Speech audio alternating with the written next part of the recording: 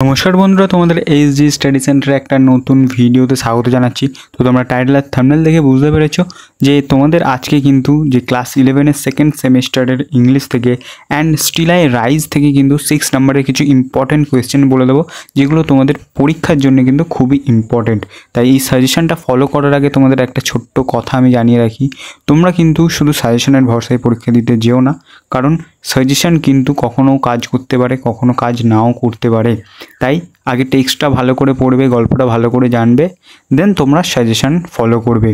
তারপরে দেখো, তোমাদের আজকে কয়েকটা আমি কোয়েশ্চেন আমি বলে দেবো, 4 থেকে 5টা, হয়তো এর থেকেও কম হবে, এবং সেই কোয়েশ্চেনগুলোর কিন্তু উত্তরও আমি এই ভিডিওতে তোমাদের আলোচনা করে দেব। তো তোমাদের আরও একটা কথা বলি, দেখো এই কোয়েশ্চেনগুলো করার আগে তোমাদের স্কুলের টিচাররা যে কোয়েশ্চেনগুলো বলেছে, ওনারা ইম্পর্টেন্ট বলেছে, সেইগুলো কিন্তু আগে করবে। এবার যদি না বলে থাকে বা যদি অন্য কিছু বলেছে সব করতে, তো তাহলেই কিন্তু এই সাজেশনটা ফলো করো। দেখো, প্রথমে যে কোয়েশ্চেনটা আছে সেটা হলো write the substance of the poem and still the rise. এখানে বলেছে কবিতার সারমর্মটা লিখতে। এই কোয়েশ্চেনটা সব থেকে গুরুত্বপূর্ণ কোয়েশ্চেন। যে কোনো কবিতার ক্ষেত্রে তার সারমর্ম বা নামকরণের সার্থকতা কিন্তু সব থেকে গুরুত্বপূর্ণ কোয়েশ্চেন।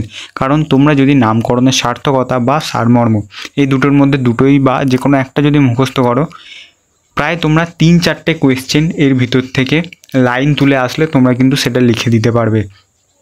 তারপরে যে কোয়েশ্চেনটা দেখো, analyse the title of the poem.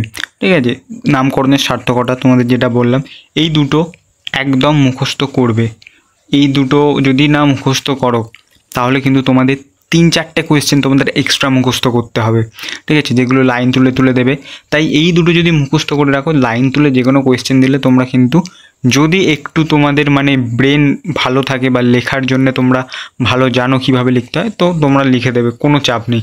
দেখো এই দুটো একদম করতেই হবে। তারপরে যেটা আছে দেখো, how does the speaker of Maya Angelou's poem and still I rise expresses inner urge to rise. রাইজের মাধ্যমে কিভাবে নিজের অভিব্যক্তিটা অন্তর্নিহিত অভিব্যক্তি প্রকাশ করেছে, এটাও খুব ইম্পর্টেন্ট কোয়েশ্চেন।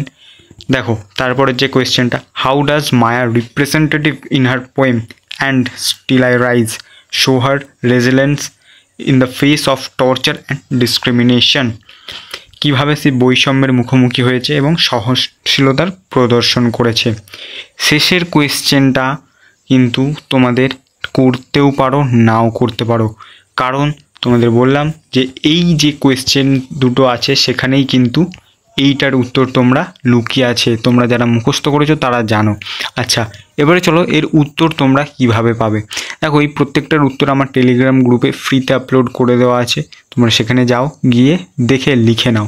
যদি না লেখা থাকে লিখে নাও, বা যদি তোমরা অন্য কোনো নোটস ফলো করো তো সেখান থেকেও তোমরা দেখে নিতে পারো, কোনো অসুবিধা নেই।